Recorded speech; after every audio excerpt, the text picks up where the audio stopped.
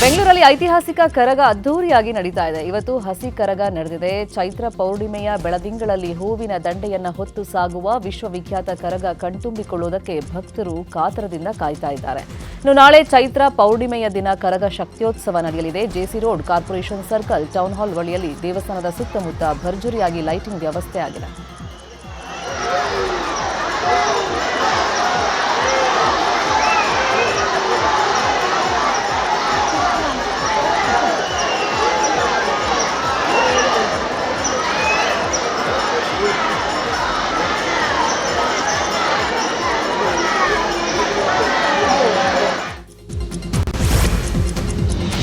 ರಾಜಧಾನಿ ಬೆಂಗಳೂರಲ್ಲಿ ವಿಶ್ವ ಪ್ರಸಿದ್ಧ ಕರಗ ಮಹೋತ್ಸವದ ಸಂಭ್ರಮ ಕಳೆಗಟ್ಟಿದೆ. ಧರ್ಮರಾಯ ಸ್ವಾಮಿ ದೇವಸ್ಥಾನದಲ್ಲಿ ಹಸಿ ಕರಗ ಸಂಭ್ರಮ ಕಳೆಗಟ್ಟಿದೆ. ಬೆಳಗಿನ ಜಾವ 3 ಗಂಟೆಯಿಂದ ಸಂಪಂಗಿ ಕೆರೆಯ ಶಕ್ತಿಪೀಠದಲ್ಲಿ ವಿಶೇಷ ಪೂಜೆ ನಡೆಯಿತು. ಕಬ್ಬನ್ ಪಾರ್ಕ್ನಲ್ಲಿರುವ ಸಂಪಂಗಿ ಕೆರೆಯ ಶಕ್ತಿಪೀಠದಲ್ಲಿ ವಿಶೇಷ ಪೂಜೆ ಸಲ್ಲಿಸಲಾಯಿತು. ಹಸಿ ಕರಗವನ್ನ ಮಡಿಲಲ್ಲಿ ಇರಿಸಿಕೊಂಡು ಜ್ಞಾನೇಂದ್ರ ಸ್ವಾಮಿ ಪೂಜೆ ನೆರವೇರಿಸಿದರು. ಇನ್ನು ಇಲ್ಲಿನ ನೇರವಾಗಿ ಜಿಬಿಎ ಕೇಂದ್ರ ಕಚೇರಿಯಲ್ಲಿರುವಂತಹ ಆದಿಶಕ್ತಿ ದೇವಸ್ಥಾನಕ್ಕೆ ಆಗಮಿಸಿ ಅಲ್ಲೂ ಕೂಡ ಪೂಜೆಯನ್ನು ಸಲ್ಲಿಸಲಾಗುತ್ತೆ.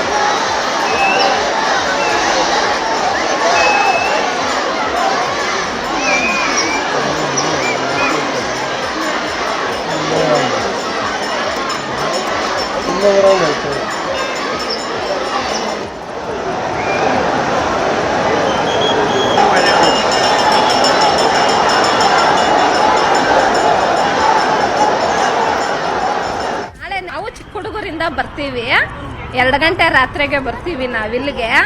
ತುಂಬ ಚೆನ್ನಾಗಿ ನಡೀತಿದೆ. ಇವತ್ತಿಗಿಂತ ನಾಳೆ ನೈಟು ತುಂಬ ಅಮ್ಮ ಶಕ್ತಿ ದೇವತೆ ಆಗಿರ್ತಾಳೆ.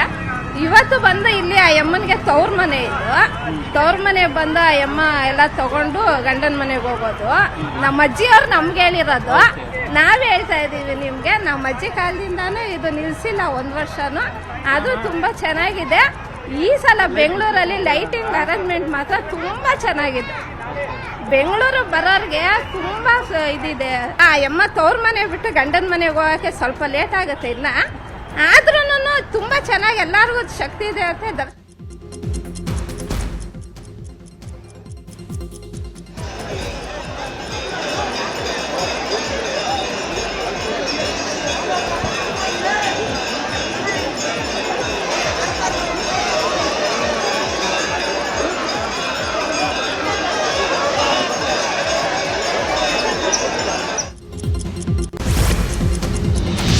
ದಾವಣಗೆರೆ ದಕ್ಷಿಣ ಮತ್ತು ಬಾಗಲಕೋಟೆ ಕ್ಷೇತ್ರಗಳಲ್ಲಿ ಉಪಚುನಾವಣೆ ರಂಗು ಜೋರಾಗಿದೆ. ಇವತ್ತು ದಾವಣಗೆರೆ ವಿಧಾನಸಭಾ ಕ್ಷೇತ್ರದಲ್ಲಿ ಡಿಕೆಶಿ ಪ್ರಚಾರವನ್ನ ಮಾಡಲಿದ್ದಾರೆ.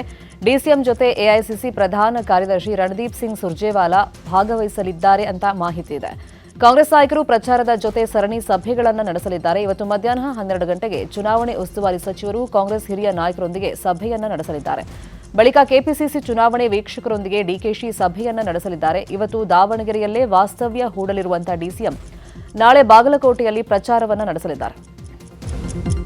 ಇನ್ನು ಉಪಚುನಾವಣೆ ಮೇಲೆ ಒಳ ಮೀಸಲಾತಿ ಹೊಡೆತ ಬೀಳುವಂತ ಆತಂಕ ಕಾಂಗ್ರೆಸ್ ನಾಯಕರನ್ನ ಕಾಡ್ತಾ ಇದೆ. ಹೈಕಮಾಂಡ್ ನಾಯಕರಿಂದಲೇ ಸ್ಪಷ್ಟನೆ ಕೊಡಿಸೋದಕ್ಕೆ ರಾಜ್ಯ ನಾಯಕರು ಪ್ಲಾನ್ ಅನ್ನು ಮಾಡಿದ್ದಾರೆ. ಇವತ್ತು ದಾವಣಗೆರೆ ದಕ್ಷಿಣದಲ್ಲಿ ಸುರ್ಜೇವಾಲಾ ಪ್ರಚಾರ ನಡೆಸಲಿದ್ದು, ಪ್ರಚಾರದ ವೇಳೆ ಒಳ ಮೀಸಲಾತಿ ಜಾರಿ ಬಗ್ಗೆ ಸ್ಪಷ್ಟನೆ ಕೊಡುವಂತ ಸಾಧ್ಯತೆ ಇದೆ. ದಾವಣಗೆರೆ, ಬಾಗಲಕೋಟೆಗೆ ತಾವೇ ಬಂದು ಸ್ಪಷ್ಟನೆ ಕೊಡುವಂತೆ ಎಡಗೈ ಮುಖಂಡರು ಒತ್ತಾಯವನ್ನು ಮಾಡಿದ್ದಾರೆ. ಇಂದು ಬಿಜೆಪಿಯಿಂದಲೂ ಪ್ರಮುಖ ನಾಯಕರು ದಾವಣಗೆರೆಯಲ್ಲಿ ಪ್ರಚಾರ ಮಾಡಲಿದ್ದಾರೆ. ಬೆಳಿಗ್ಗೆ 11 ಗಂಟೆಗೆ ಮಾಜಿ ಸಿಎಂ ಯಡಿಯೂರಪ್ಪ, ಮಾಜಿ ಸಿಎಂ ಬಸವರಾಜ ಬೊಮ್ಮಾಯಿ, ವಿಪಕ್ಷ ನಾಯಕ ಆರ್ ಅಶೋಕ್, ಸಂಸದ ಗೋವಿಂದ ಕಾರಜೋಳ, ಶಾಸಕ ಅರವಿಂದ ಬೆಲ್ಲದ್, ಸುನಿಲ್ ಕುಮಾರ್, ಸಿಸಿ ಪಾಟೀಲ್ ಚುನಾವಣಾ ಪ್ರಣಾಳಿಕೆ ಬಿಡುಗಡೆ ಮತ್ತು ಪತ್ರಿಕಾಗೋಷ್ಠಿ ನಡೆಸಲಿದ್ದಾರೆ. ಸಂಜೆ 4 ಗಂಟೆಗೆ ಹದಡಿ ಜಿಲ್ಲಾ ಪಂಚಾಯಿತಿ ವ್ಯಾಪ್ತಿಯಲ್ಲಿ ಪ್ರಚಾರ ಸಭೆ ನಡೆಸಲಿದ್ದಾರೆ. ಇನ್ನು ರಾಜ್ಯದ ಉಪಚುನಾವಣಾ ಅಖಾಡಕ್ಕೆ ಕೇಂದ್ರ ಸಚಿವ ಎಚ್.ಡಿ. ಕುಮಾರಸ್ವಾಮಿ ಎಂಟ್ರಿ ಆಗ್ತಿದ್ದಾರೆ. ಏಪ್ರಿಲ್ 4 ಮತ್ತು 5ರಂದು ಎಚ್.ಡಿ. ಕುಮಾರಸ್ವಾಮಿ ಪ್ರಚಾರ ಮಾಡಲಿದ್ದಾರೆ. ಏಪ್ರಿಲ್ 4ರಂದು ದಾವಣಗೆರೆ ದಕ್ಷಿಣ ವಿಧಾನಸಭಾ ಕ್ಷೇತ್ರ ಹಾಗೂ ಏಪ್ರಿಲ್ 5ರಂದು ಬಾಗಲಕೋಟೆಯಲ್ಲಿ ಬಿಜೆಪಿ ಅಭ್ಯರ್ಥಿಗಳ ಪರ ಎಚ್ಡಿಕೆ ಪ್ರಚಾರ ಮಾಡಲಿದ್ದಾರೆ. ಬಾಗಲಕೋಟೆ ಕ್ಷೇತ್ರದ ಶಿರೂರು ಪಟ್ಟಣದ ಪ್ರಮುಖ ರಸ್ತೆಗಳಲ್ಲಿ ನಿನ್ನೆ ಬಿಜೆಪಿ ರಾಜ್ಯಾಧ್ಯಕ್ಷ ವಿಜೇಂದ್ರ ಭರ್ಜರಿ ರೋಡ್ ಶೋ ನಡೆಸಿದರು. ವಿಜೇಂದ್ರರಿಗೆ ಪುಷ್ಪ ಮಳೆಗೈದು ಸ್ವಾಗತ ಕೋರಲಾಯಿತು. ಬಿವೈವಿಗೆ ಶ್ರೀರಾಮುಲು, ಗೋವಿಂದ ಕಾರಜೋಳ, ಪೂಜಾರ, ಹನುಮಂತ ನಿರಾಣಿ, ಬಿಜೆಪಿ ಜಿಲ್ಲಾಧ್ಯಕ್ಷ ಎಸ್ಟಿ ಪಾಟೀಲ್ ಸಾಥ್ ಕೊಟ್ಟರು. ಭಾರತೀಯ ಜನತಾ ಪಾರ್ಟಿಗೆ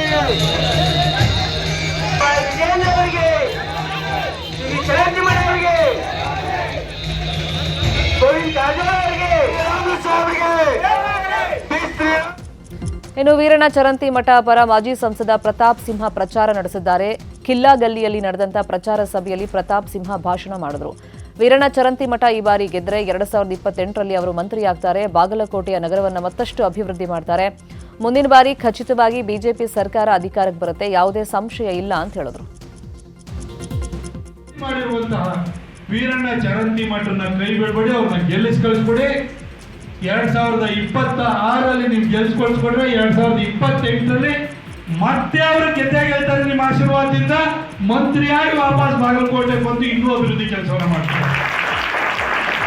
ನೀವು ಓಟ್ ಹಾಕ್ತಿರೋದು ಮುಂದೊಂದು ದಿನ ಮಂತ್ರಿ ಆಗುವಂತ ವ್ಯಕ್ತಿಗೆ ಅನ್ನೋದನ್ನು ಅರ್ಥ ಮಾಡಿಕೊಂಡು ನಿಮ್ಮ ಅಮೂಲ್ಯವಾದ ಮತವನ್ನ ಭಾರತೀಯ ಜನತಾ ಪಕ್ಷದ ಚಿಹ್ನೆ ಆಗಿರುವಂತ ಕಮಲಕ್ಕೆ ಕೊಟ್ಟು ವೀರಣ್ಣ ಚರಂತಿ ಮಠರನ್ನ ಗೆಲ್ಲಿಸಿ ಕಳಿಸ್ಕೊಡ್ಬೇಕು, ಅಭಿವೃದ್ಧಿ ಮಾಡಿ.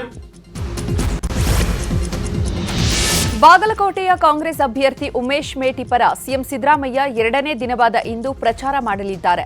ಬೆಳಿಗ್ಗೆ 11 ಗಂಟೆಗೆ ಆಲಮಟ್ಟಿಯಿಂದ ಮುಗಳೊಳ್ಳಿ ಗ್ರಾಮಕ್ಕೆ ಸಿಎಂ ಭೇಟಿ ನೀಡಿ ಉಮೇಶ್ ಮೇಟಿ ಪರ ಪ್ರಚಾರ ಮಾಡಲಿದ್ದಾರೆ. 1 ಗಂಟೆಗೆ ನೀಲಾನಗರ, ಸಂಜೆ 4ಕ್ಕೆ ಐಹೊಳೆ, 6 ಗಂಟೆಗೆ ಅಮೀನಗಡ ಪಟ್ಟಣದ ಪ್ರಚಾರ ಸಭೆಯಲ್ಲಿ ಭಾಗಿಯಾಗಲಿದ್ದಾರೆ. ರಾತ್ರಿ ಬಾಗಲಕೋಟೆಯಲ್ಲಿ ಸಿಎಂ ಸಿದ್ದರಾಮಯ್ಯ ವಾಸ್ತವ್ಯ ಹೂಡಲಿದ್ದಾರೆ. ಹಾಗೆಯೇ ವಿಜಯೇಂದ್ರ ಕೂಡ ಬಾಗಲಕೋಟೆ ನಗರದಲ್ಲಿ ಮನೆ ಮನೆ ಮತಯಾಚನೆ ಮಾಡಲಿದ್ದಾರೆ. ಶಾಸಕರಿಗೆ ಐಪಿಎಲ್ ಟಿಕೆಟ್ ಹಾಗೂ ಚಿನ್ನಸ್ವಾಮಿ ಸ್ಟೇಡಿಯಂ ಶಿಫ್ಟ್ ಮಾಡುವ ಬಗ್ಗೆ ಡಿಸಿಎಂ ಡಿಕೆಶಿ ಸಭೆಯನ್ನು ನಡೆಸಿದ್ದಾರೆ.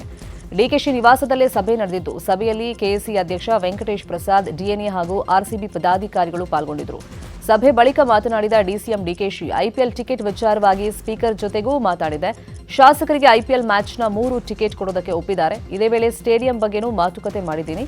ಸ್ಟೇಡಿಯಂ ಸೀಟ್ ಹೆಚ್ಚಿಸಲು ಅವರು ಚಿಂತನೆ ಮಾಡಿದ್ದಾರೆ. ಅದಕ್ಕಾಗಿ ಸರ್ಕಾರಕ್ಕೆ ಪ್ರಪೋಸಲ್ ಪ್ರೆಸೆಂಟ್ ಮಾಡಿ ಅಂತ ಹೇಳಿದ್ದೀನಿ ಅಂತ ಮಾಹಿತಿ ಕೊಟ್ಟರು. ಇಲ್ಲೂ ಅವರು ಸೀಟ್ನ ಜಾಸ್ತಿ ಮಾಡೋಕ್ಕೆ ಒಂದು ಆಲೋಚನೆ ಮಾಡ್ತಾ ಇದ್ದಾರೆ. ನಮಗೆ ಸರ್ಕಾರಕ್ಕೆ ಪ್ರೆಸೆಂಟ್ ಮಾಡಿ ಅಂತ ಹೇಳಿದ್ವಿ ನಾವು. ಹಾಸನ್ ಜಾಸ್ತಿ ಮಾಡೋಕ್ಕೆ ತಮಿಳ್ನಾಡಲ್ಲಿ ಬೇರೆ ಬೇರೆ ಸ್ಟೇಟಲ್ಲೆಲ್ಲ ಮಾಡಿದ್ದಾರೆ. ಒಂದೊಂದು ಪೋರ್ಷನ್ನೇ ಮಾಡ್ಕೊಂಡು ಹೋಗಿದ್ದಾರೆ, ಅನೌನ್ಸ್ಮೆಂಟ್ ಮಾಡ್ಕೊಂಡು ಹೋಗಿದ್ದಾರೆ. ಕೆಲವೆಲ್ಲ ಬಾಕ್ಸ್ಗಳೆಲ್ಲ ಜಾಸ್ತಿ ಮಾಡೋಕ್ಕೆ ಹೋಗಿದ್ದಾರೆ. ಆ ರೀತಿ ಅವ್ರದ್ದೇ ಆದಂಥ ಕೆಲವು ಸಜೆಷನ್ಸ್ ಇದೆ. ಅವರು ಎಕ್ಸ್ಪ್ರೆಷನ್ ಆಫ್ ಇಂಟ್ರೆಸ್ಟು ಕರೆದಿದ್ದಾರೆ. ಅವ್ರ ಪ್ರಪೋಸಲ್ಸ್ ಬಂದಮೇಲೆ ಸರ್ಕಾರ ಕೂತ್ಕೊಂಡು ಅವ್ರಿಗೇನು ಪರ್ಮಿಷನ್ ಕೊಡಬೇಕು ಒಳ್ಳೇದು ನೋಡಿ ಮುಂದಕ್ಕೆ ಸ್ವಲ್ಪ ಇನ್ನೊಂದು 20,000 ಎಕ್ಸ್ಟ್ರಾ ಆಯಿತು ಅಂದರೆ ಜನಕ್ಕೆ ಅನುಕೂಲ ಆಗ್ತದಲ್ಲ, ಅದೇ ಇದರಲ್ಲಿ ಏನು ಮಾಡ್ಬೋದು ಅಂತೇಳಿ ಆಲೋಚನೆ ಮಾಡ್ತೀವಿ. ಇಲ್ಲೂ ಅವರು ಸೀಟ್ನ ಭಾರತ್ ಕಟ್ಟಡ ಹಾಗೂ ಇತರೆ ಕಾರ್ಮಿಕ ಸಂಘದ 8ನೇ ವಾರ್ಷಿಕ ಮಹಾಸಭೆ ದಕ್ಷಿಣ ಕನ್ನಡ ಜಿಲ್ಲೆ ಪುತ್ತೂರಿನ ಲಯನ್ಸ್ ಸೇವಾ ಮಂದಿರದಲ್ಲಿ ನಡೆಯಿತು. ಪುತ್ತೂರು ಶಾಸಕ ಅಶೋಕ್ ಕುಮಾರ್ ರೈ ಕಾರ್ಯಕ್ರಮವನ್ನು ಉದ್ಘಾಟಿಸಿದರು. ಕಾರ್ಮಿಕ ಸಂಘಟನೆಯನ್ನು ಉದ್ದೇಶಿಸಿ ಮಾತನಾಡಿದ ಅವರು, ರಾಜ್ಯದ ಬಹುತೇಕ ಜಿಲ್ಲೆಯಲ್ಲಿ 1,00,000ಕ್ಕೂ ಹೆಚ್ಚು ಕಾರ್ಮಿಕರ ನೋಂದಣಿಯಾಗಿದ್ದು, ದಕ್ಷಿಣ ಕನ್ನಡ ಜಿಲ್ಲೆಯಲ್ಲಿ ಈ ರೀತಿಯ ನೋಂದಣಿ ನಡೀತಾ ಇಲ್ಲ. ನೋಂದಣಿ ಮಾಡುವವರನ್ನ ಚೆಕ್ ಮಾಡುವ ಪ್ರಕ್ರಿಯೆಯೂ ನಡೀತಾ ಇದೆ. ಇಲ್ಲಿನ ಬಹುತೇಕ ಜನ ಕಟ್ಟಡ ಕಾರ್ಮಿಕರಾಗಿದ್ದು, ಎಲ್ಲರೂ ಕಾರ್ಮಿಕ ಸಂಘದಡಿ ನೋಂದಣಿ ಮಾಡಿಕೊಳ್ಳಬೇಕು ಅಂತ ಮನವಿ ಮಾಡಿದ್ರು. ಜನಗಳು ಪಾಪ ಹೇಳಿದ್ದನ್ನು ಕೇಳೋರು. ನಮ್ಮಲ್ಲಿ ಯಾರಾದ್ರೂ ಅರ್ಜಿ ಕೊಟ್ಟರೆ ಅವರು ಬಂದು ಚೆಕ್ ಮಾಡಿಕೊಂಡು ಜೋರು ಮಾಡಿಕೊಂಡು ಓಲಿ ಕೆಲಸ ಉಂಟ್ರೆ ಮತ್ತೆ ಸುತ್ತಮುತ್ತಲೆಲ್ಲ ಕೇಳಲಿಕ್ಕೆ ಉಂಟಂತೆ. ಈಗ ಎನ್ಕ್ವೈರಿ ಮಾಡಬೇಕು ಅಂತ ಇವಾಗ ಕೆಲಸ ಮಾಡ್ತಾನ, ಇವಾಗ ಹೋಟೆಲ್ಗೆ ಹೋಗ್ತಾನ, ಇವಾಗ ಅಲ್ಲಿ ಇನ್ನೊಂದಕ್ಕೆ ಹೋಗ್ತಾನೆ. ಅಷ್ಟೊತ್ತಿಗೆ ಅವರು ಫೀಸ್ ಹೋಗ್ಬಿಡ್ತದೆ. ಏನೋ ನಾಡನ್ನು ಬರ್ತೇನೆ, ಪೊಲೀಸ್ನೇ ಬತ್ತೆ, ಇಲಾಖೆಯನ್ನು ಬತ್ತೆ, ಚೆಕ್ ಮಾಡ್ತೇನೆ. ಹೆದರುವ ಸಂಗತಿ ಇಲ್ಲ. ನಿಮಗೆ ಕಾನೂನು ಸ್ವಲ್ಪ ಅರಿವಿರಬೇಕು. ಸಂಘಟನೆಯವರು ಹೇಳಬೇಕು. ಕಾರ್ಮಿಕರ ಅಂತ ಆಗಬೇಕಿದ್ರೆ, ಕಟ್ಟಡ ಕಾರ್ಮಿಕರಂತ ಆಗಬೇಕಿದ್ರೆ ಜೀವಮಾನ ಕಟ್ಟಡ ಕಾರ್ಮಿಕರ ಕೆಲಸ ಮಾಡಬೇಕಂತ ಇಲ್ಲ. ಕೆಲಸ ಸಿಗ್ತದ ನಿಮಗೆ? 3 ತಿಂಗಳು ಮಾಡಿದರೆ ಆಯ್ತು ಅಲ್ವಾ? 3 ತಿಂಗಳು ಕಟ್ಟಡ ಕಾರ್ಮಿಕನಾಗಿ ಕೆಲಸ ಮಾಡಿದರೆ ಅವು is eligible for membership. So ಹೆದರ್ದಾಯ್ಕರು ಪಾಪ, ಜನಗಳು ಪಾಪ, ಹೇಳಿದ್ದನ್ನು ಕೇಳೋರು. ನಮ್ಮಲ್ಲಿ ಯಾರಾದರೂ ಅರ್ಜಿ ಕೊಟ್ಟರೆ ಹಿಂದಿ ವಿಷಯಕ್ಕೆ ಅಂಕಗಳ ಬದಲು ಗ್ರೇಡ್ ನೀಡೋ ಸರ್ಕಾರದ ನಡೆ ಖಂಡಿಸಿದ್ದ ಸಂಸದೆ ಶೋಭಾ ಕರಂದ್ಲಾಜೆ ವಿರುದ್ಧ ಕರವೇ ಗರಂ ಆಗಿದೆ. ಸಂಸದೆ ಶೋಭಾ ಕರಂದ್ಲಾಜೆ ವಿರುದ್ಧ ಕರವೇ ಮಹಿಳಾ ಘಟಕ ಪ್ರತಿಭಟನೆ ನಡೆಸಿತು. ಬೆಂಗಳೂರಿನ ಆನಂದರಾವ್ ಸರ್ಕಲ್ನಲ್ಲಿ ಪ್ರತಿಭಟನೆ ನಡೆಸಲಾಯಿತು. ಶೋಭಾ ಕರಂದ್ಲಾಜೆ ಪ್ರತಿಕೃತಿ ದಹಿಸಲು ಕರವೇ ಕಾರ್ಯಕರ್ತೆಯರು ಮುಂದಾದಾಗ ಪೊಲೀಸರು ಪ್ರತಿಭಟನಾಕಾರರನ್ನು ತಡೆದರು.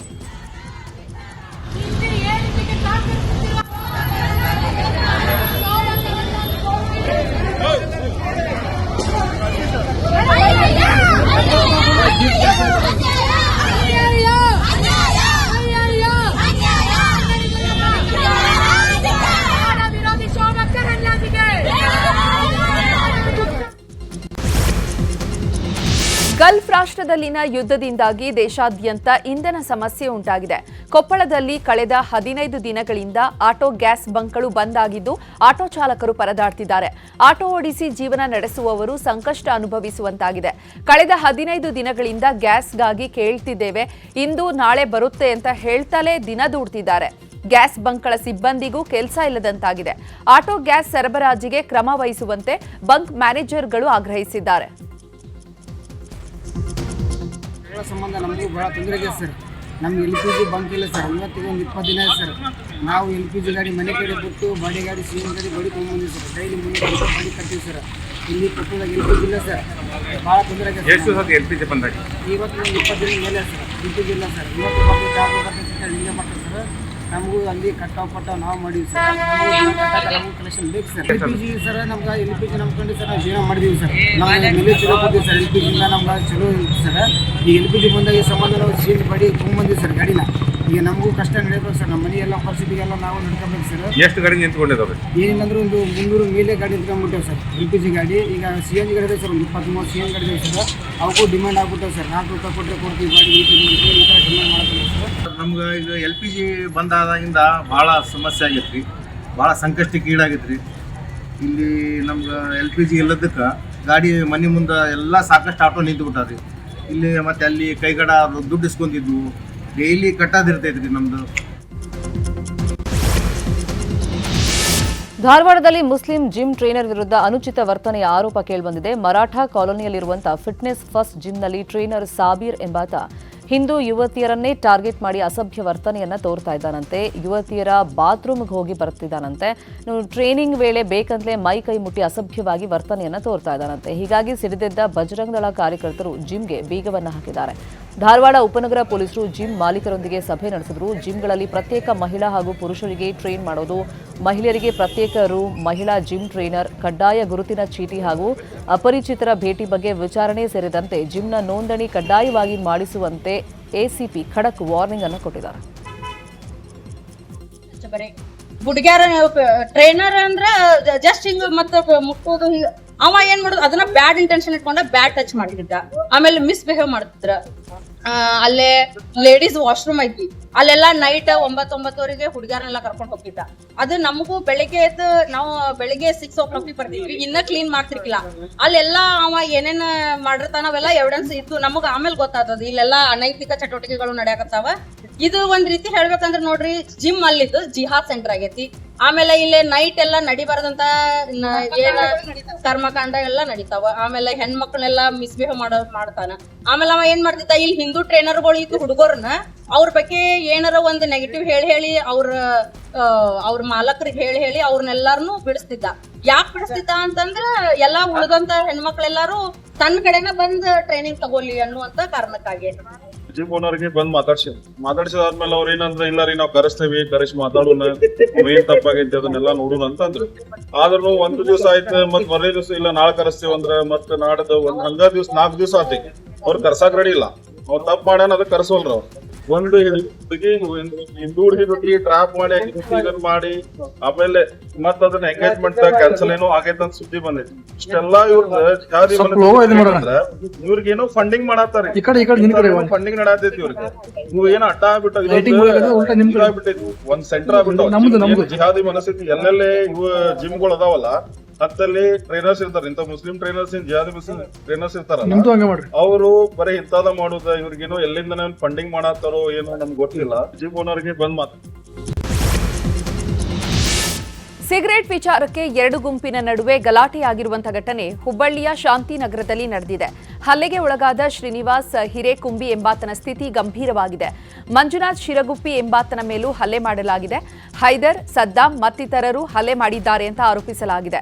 ಸಪ್ಲೈಯರ್ ಆಗಿದ್ದಂತಹ ಶ್ರೀನಿವಾಸ್ ಬಳಿ ಹೈದರ್ ಸಿಗರೇಟ್ ಕೇಳಿದ್ದಂತೆ. ಹಣ ಕೇಳಿದ್ದಕ್ಕೆ ಹಣ ಇಲ್ಲ ಅಂತ 7-8 ಮಂದಿ ಹಲ್ಲೆ ಮಾಡಿದ್ದಾರಂತೆ. ಈ ಗಲಾಟೆಯಲ್ಲಿ ಹೈದರ್ ತಲೆಗೂ ಪೆಟ್ಟಾಗಿದ್ದು ಕಿಮ್ಸ್ ಆಸ್ಪತ್ರೆಗೆ ದಾಖಲಿಸಲಾಗಿದೆ. ಕೇಶವಾಪುರ ಠಾಣೆಯಲ್ಲಿ ದೂರು ಪ್ರತಿದೂರು ದಾಖಲಾಗಿದೆ. ಇಬ್ಬರು ಆರೋಪಿಗಳನ್ನು ಬಂಧಿಸಲಾಗಿದ್ದು ಇನ್ನುಳಿದವರಿಗೆ ಪೊಲೀಸರು ಹುಡುಕಾಡ್ತಿದ್ದಾರೆ. ಅಲ್ಲಿ ತಳ ನಿಂತಿದ್ದಾರೆ, ಮತ್ತೆ ಸಿಗರೇಟ್ ತಮ್ಮ ಅಂತಂದ ಐದಾರ ನಾ ತರಂಗಿಲ್ಲ, ಕೆಲಸ ಮುಗಿದ ಬಿಡ್ಲಾಗೆ ಹೊಡ್ಯಾತ ಬಿಡಿಸ್ತಾರೆ. ನಾ ತಳಗ್ ಬಂದೆ, ಅವಂಗೆ ಯಾಕೆ ಹೊಡ್ಯಾತಾರೆ ನಮ್ಮ ಹುಡುಗ ಅಂತಂದ್ಬಿಡ್ಲೆ ಕಲ್ ತೊಗೊಂಡು ಹೇಳ್ಬೇಕಲ್ಲ ಹೋಗ್ಯಾತ ನಮ್ಮ ಹುಡುಗ ಅಮ್ಮ ದೊಡ್ಡ ಕಲ್ ತೊಗೊಂಡು ಎದಿನಾಗ ಕೈಲಿಗೆ ಜಾತಿ ಬಗ್ಗೆ ಅಂಬದಾರ. ಐದಾರು ಸರ ಅಮ್ಮ ಸದ್ದಾಮ ಪಟಿಗೆ ಅಂತ ಸರ, ಇನ್ನೊಂದು 3-4 ಮಂದಿ ಇದ್ರು ಸರ್. ಅವ್ರ ಜೊತೆ ಎಲ್ಲ ಬೆಂಗೇರವ್ರು ಸರ್. ಅವ್ರು ನಾ ಬಿಡ್ಸಾಕ್ ಹೋಗಿ ನಾನು ನೋಡೋರು. ಒಂದು ನನ್ನ ಕಣ್ಣಿಗೆ 8 ಜನ ಮಾತ್ರ ಕಂಡು ಸರ್. ರ್ಯಾಪಿಡೋ ಚಾಲಕನಿಂದ ಯುವತಿಗೆ ಲೈಂಗಿಕ ಕಿರುಕುಳ ನೀಡಿದ ಆರೋಪ ಕೇಳಿಬಂದಿದೆ. ಬೆಂಗಳೂರಿನ ಇಂದಿರಾನಗರ ಪೊಲೀಸರು ಆರೋಪಿ ಮೊಹಮ್ಮದ್ ಖಾಜಾ ಎಂಬಾತನನ್ನ ಬಂಧಿಸಿದ್ದಾರೆ. 2 ದಿನದ ಹಿಂದೆ ಬಿಟಿಎಂ ಲೇಔಟ್ನಿಂದ ಇಂದಿರಾನಗರಕ್ಕೆ ಯುವತಿ ರ್ಯಾಪಿಡೋ ಬೈಕ್ ಬುಕ್ ಮಾಡಿದ್ರು. ಬೈಕ್ನಲ್ಲಿ ಬರುವಾಗ ದಾರಿಯುದ್ದಕ್ಕೂ ಆರೋಪಿ ಮೈ ಮುಟ್ಟಿ ಅಸಭ್ಯ ವರ್ತನೆ ತೋರಿದಂತೆ. ಈ ಘಟನೆ ಬಗ್ಗೆ ಇಂದಿರಾನಗರ ಠಾಣೆಯಲ್ಲಿ ದೂರು ದಾಖಲಾಗಿದ್ದು ತನಿಖೆ ನಡೆಸಿ ಆರೋಪಿಯನ್ನ ಬಂಧಿಸಲಾಗಿದೆ. ಯಾದಗಿರಿ ಜಿಲ್ಲೆಯ ನಗನೂರ ಗ್ರಾಮದಲ್ಲಿ ಕೃಷಿ ಹೊಂಡಕ್ಕೆ ಬಿದ್ದು 4 ಮಕ್ಕಳು ಮೃತಪಟ್ಟಂತಹ ದುರಂತ ನಡೆದಿತ್ತು. ಮೃತ ಮಕ್ಕಳ ಕುಟುಂಬಸ್ಥರನ್ನ ಭೇಟಿ ನೀಡಿ ಜಿಲ್ಲಾ ಉಸ್ತುವಾರಿ ಸಚಿವ ಶರಣಬಸಪ್ಪ ದರ್ಶನಪುರ ಸಾಂತ್ವನ ಹೇಳಿದ್ದಾರೆ. ಸಚಿವರ ಮುಂದೆ ಕಣ್ಣೀರಿಟ್ಟಂತಹ ಪೋಷಕರ ಎದುರು ಸಚಿವರು ಕೂಡ ಭಾವುಕರಾದರು. ಸರ್ಕಾರದಿಂದ ಪರಿಹಾರದ ಭರವಸೆ ನೀಡಿದಂತಹ ಸಚಿವ ದರ್ಶನಪುರ ವೈಯಕ್ತಿಕವಾಗಿ ತಲಾ 1 ಲಕ್ಷ ಆರ್ಥಿಕ ನೆರವು ನೀಡಿದ್ದಾರೆ. ಮುಂದಿನ 2 ದಿನಗಳ ಕಾಲ ರಾಜ್ಯದಲ್ಲಿ ಭಾರೀ ಮಳೆ ಆಗಲಿದೆ ಅಂತ ಹವಾಮಾನ ಇಲಾಖೆ ಮುನ್ಸೂಚನೆಯನ್ನು ಕೊಟ್ಟಿದೆ. ಈ ಹಿನ್ನೆಲೆಯಲ್ಲಿ ರಾಜ್ಯದ 22 ಜಿಲ್ಲೆಗಳಿಗೆ ಯೆಲ್ಲೋ ಅಲರ್ಟ್ ಘೋಷಣೆಯಾಗಿದೆ. ಬೀದರ್, ಕಲಬುರಗಿ, ಬಾಗಲಕೋಟೆ, ಬೆಳಗಾವಿ, ಶಿವಮೊಗ್ಗ, ದಕ್ಷಿಣ ಕನ್ನಡ, ಕೊಡಗು, ಬೆಂಗಳೂರು, ಕೋಲಾರ, ತುಮಕೂರು ಸೇರಿದಂತೆ 22 ಜಿಲ್ಲೆಗಳಲ್ಲಿ ಭಾರೀ ಮಳೆ ಆಗುವಂತ ಸಾಧ್ಯತೆ ಇದೆ. ಹವಾಮಾನ ವೈಪರೀತ್ಯದಿಂದ ಮಾವು ಬೆಳೆಗೆ ಒಂದಲ್ಲ ಒಂದು ರೀತಿಯ ಗಂಭೀರ ರೋಗಗಳು ತಗಲ್ತಾ ಇದೆ. ಈ ಬಾರಿ ಕೋಲಾರದಲ್ಲಿ ಉತ್ತಮ ಮಾವು ಇಳುವರಿ ನಿರೀಕ್ಷೆಯಲ್ಲಿದ್ದಂತಹ ಬೆಳೆಗಾರರಿಗೆ ಮತ್ತೆ ಹುಳುಕಾಟ ಆತಂಕ ಮೂಡಿಸಿದೆ. ಮರಗಳಲ್ಲಿ ಕಾಯಿ ಕಚ್ಚುವ ವೇಳೆ ಜೋನಿ ರೋಗ ಹೊಡೆತ ಶುರುವಾಗಿ ಮಾವಿನ ಕಾಯಿಗಳು ಮತ್ತು ಎಲೆಗಳು ಕಪ್ಪು ಬಣ್ಣಕ್ಕೆ ತಿರುಗಿ ನೆಲ ಕಚ್ಚುತ್ತಾ ಇದೆ. ಕೋಲಾರ ಮತ್ತು ಶ್ರೀನಿವಾಸಪುರ ತಾಲೂಕಿನಲ್ಲಿ ಜೋನಿ ಹುಳುಕಾಟ ಹೆಚ್ಚಾಗಿ ಕಾಣಿಸಿಕೊಂಡಿದೆ. ಕಳೆದ ವರ್ಷ ಬೆಲೆ ಕುಸಿತದಿಂದ ಬೇಸತ್ತಿದ್ದ ರೈತರು ಈ ಬಾರಿ ಉತ್ತಮ ಬೆಲೆ ಸಿಗುವ ಕನಸು ಕಂಡಿದ್ರು. ಲಕ್ಷಾಂತರ ರೂಪಾಯಿ ಬಂಡವಾಳ ಹಾಕಿ ಮಾವು ಬೆಳೆಗೆ 2-3 ಬಾರಿ ಔಷಧಿಯನ್ನ ಕೂಡ ಸಿಂಪಡಿಸಿದ್ರು. ಇದೀಗ ಇಳುವರಿಯಲ್ಲಿ ಭಾರೀ ಕುಸಿತದ ಮುನ್ಸೂಚನೆ ಸಿಕ್ಕಂತಾಗಿದೆ. ತಾನೇ ಬೆಳೆದ ಬೆಳೆಯನ್ನ ರೈತ ನಾಶ ಮಾಡಿದ್ದಾನೆ. ಚಾಮರಾಜನಗರದ ಯಳಂದೂರು ತಾಲೂಕು ಹೊನ್ನೂರು ಗ್ರಾಮದ ಬಸವಣ್ಣ ಅನ್ನೋರು ತಾನೇ ಬೆಳೆದ ತರಕಾರಿ ಬೆಳೆ ನಾಶ ಮಾಡಿದ್ದಾರೆ. ಕೊಲ್ಲಿ ಯುದ್ಧದಿಂದಾಗಿ ತರಕಾರಿ ಬೆಳೆ ಇಳಿದಿದೆ.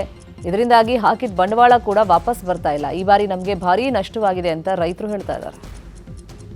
ಸಂದರ್ಭಗಳಲ್ಲೂ ಈ ಹೂಕೋಸನ್ನ ನಾನೇ ನಾಶ ಮಾಡಬೇಕಾದ ಪರಿಸ್ಥಿತಿ ಇವತ್ತು ಬಂದಿದೆ. ಕಣ್ಣಲ್ಲಿ ಇವತ್ತು ನೀರು ಬರ್ತಾ ಇಲ್ಲ, ರಕ್ತ ಬರ್ತಾ ಇದೆ ಇವತ್ತು.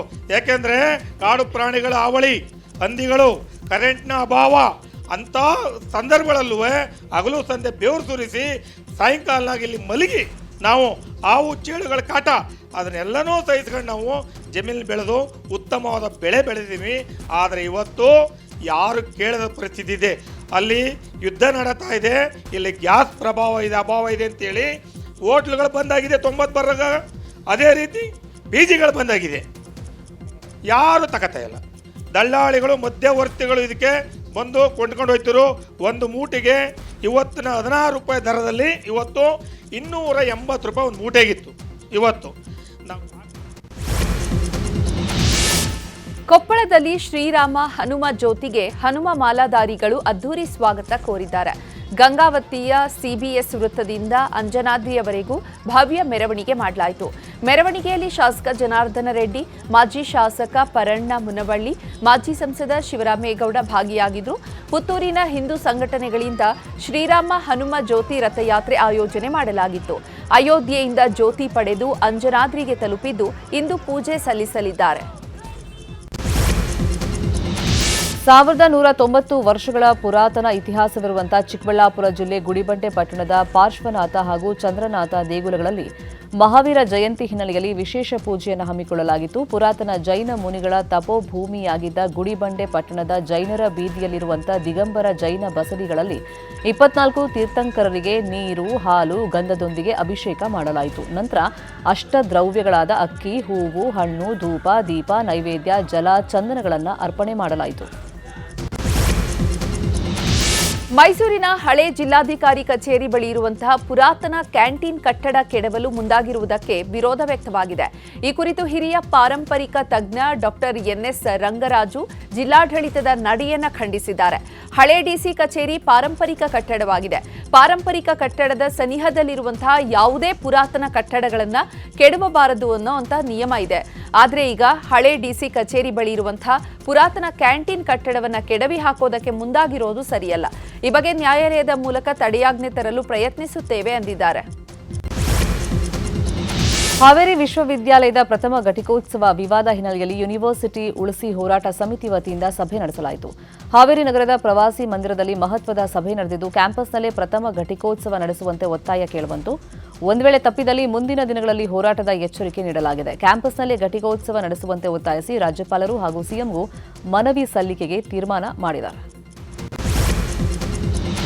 ದಕ್ಷಿಣ ಕನ್ನಡ ಜಿಲ್ಲೆ ಪುತ್ತೂರಿನಿಂದ ಬೇಲೂರು, ಹಳೇಬೀಡು, ಜಾವಗಲ್ ಮೂಲಕ ಅರಸೀಕೆರೆ ಸಂಪರ್ಕಿಸುವಂತಹ ಹೊಸ ಬಸ್ ರೂಟ್ಗೆ ಪುತ್ತೂರು ಶಾಸಕ ಅಶೋಕ್ ಕುಮಾರ್ ರೈ ಚಾಲನೆ ನೀಡಿದ್ದಾರೆ. ಪುತ್ತೂರು, ಮಡಿಕೇರಿ, ಮೈಸೂರು ಮೂಲಕ ಬೆಂಗಳೂರು ನಡುವೆ ಓಡಾಡುವಂತಹ ಸ್ಲೀಪರ್ ಪಲ್ಲಕ್ಕಿ ಬಸ್ ವ್ಯವಸ್ಥೆಗೂ ಕೂಡ ಚಾಲನೆ ನೀಡಲಾಯಿತು. ಏಪ್ರಿಲ್ 1ರಿಂದ ಈ 2 ರೂಟ್ಗಳಲ್ಲಿ ಹೊಸ ಬಸ್ಗಳು ಓಡಾಟ ನಡೆಸಲಿವೆ.